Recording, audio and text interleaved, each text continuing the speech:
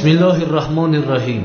Муҳтарам ҷамоат, моҳе ки аввалаш раҳмат, мобайнаш мағфират ва охираш раҳоӣ аз азоби дӯзах аст, омади моҳи шариф ва мубораки Рамазон ба якояки шумо муборак буд.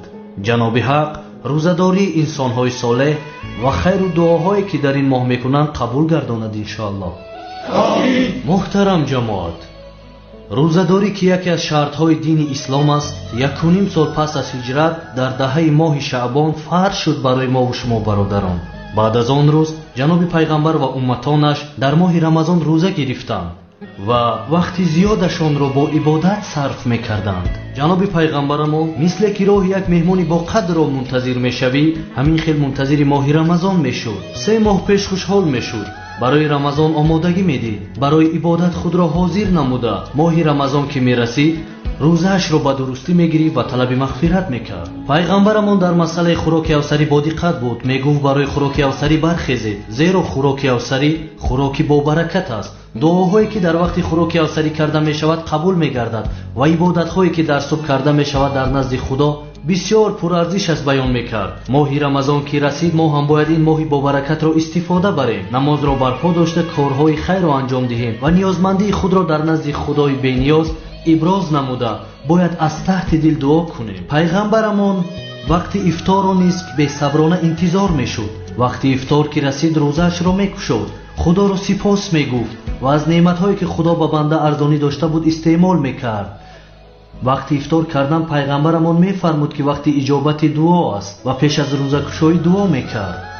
худоё, барои розигии ту рӯза доштам, бо ризқе ки ба ман додӣ рӯзамро мекушоям.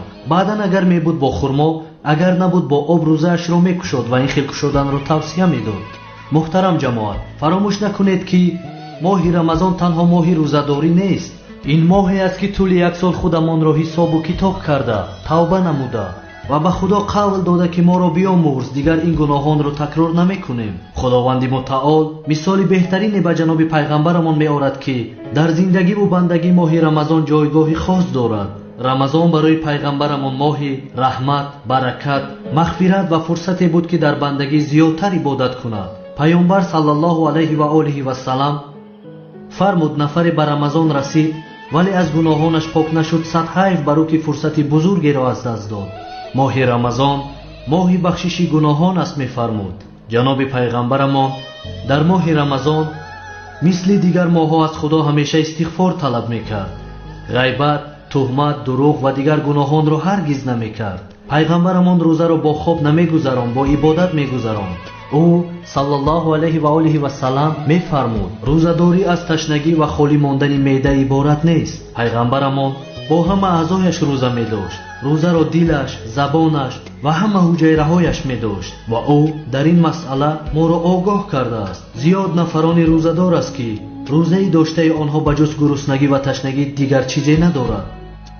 дар ҷои дигар ин хел фармудааст: нафароне ки дурӯғ ва туҳматро тарк намекунанд, бидонанд ки худованд ба нахӯрдану нанӯшидани онҳо ҳеҷ эҳтиёҷе надорад.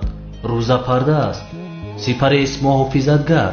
нафари рӯзадор набояд гапи бад гӯяд, рафтори ношоиста кунад ва ҳар раҳгузаре ки санг зад набояд дар иваз ба ӯ санге партояд ва бояд орому сабур бошад.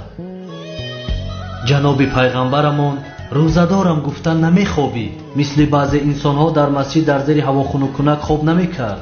ҳамчунин ба ҷанги Бадр рафт ки дар моҳи Рамазон буд. ҷаноби пайғамбарамон пеш аз оне ки ба ӯ рисолати пайғамбарӣ ояд, дар ғори Ҳиро вақташро бо ибодат мегузаронд. вақте ки оятҳои Қуръони Карим нозил мешуд, пайғамбарамон аз ғори Ҳиро баромада дар моҳи Рамазон ба назди мардум мерафт ва вазифаашро иҷро мекард. дар ҳаёташ ҳамеша 10 рӯзи охири Рамазонро дар масҷид бо эътикоф мегузаронид. бо худояш танҳо менишаст, барои умматаш дуо мекард, бисёр дуо мекард. ҷаноби пайғамбарамон ҳамеша бо халқ якҷоя менишаст, худро аз мардум ҷудо намегирифт ва робитаашро аз онҳо намебурид. ӯ ҳамеша Қуръон қироат мекард ва ҳаёти қуръонӣ дошт ва аз Қуръони Карим ҷудо набуд. дар моҳи Рамазон зиёд Қуръон мехонд ва чун ояте нозил мешуд, онро ба саҳобагонаш ба пуррагӣ меомӯзонд. дар сураи Қадр худо мефармояд ки мо Қуръонро дар моҳи шарифи Рамазон нозил намудем бандагон. Пайғамбарамон бошад оятҳои Қуръонро дар вақту соаташ ба мардум мерасонид. Пайғамбарамон дар моҳи Рамазон ҳамеша даст ба дуо буд ва ҳар сонияи рӯзаро бо ибодат мегузаронд ва ин амалҳои хубе ки дар Рамазон иҷро мекард, баъди Рамазон ҳам идома медод ва инро ба умматаш тавсия мекард, чунки пайғамбарамон моҳи Рамазонро фурсати тағйир ёфтан медонист. муҳтарам ҷамоат, мо бояд ҳамчун умматони пайғамбар дар ин моҳи муборак фарзу суннатҳои паёмбарамонро ба амал расонем ва аз худову расул он гуна ки шоиста аст бо сидқ пайравӣ намоем. худованд моро мусалмони ҳақиқӣ гардонад ва аз бахшишу мағфираташ бенасиб нагардонад. амин. ба худованд дар ин моҳи муборак барои кушодани рӯзаҳоямон ба мо бандагонаш неъматҳое ки насиб кардааст шукри бепоён мекунем.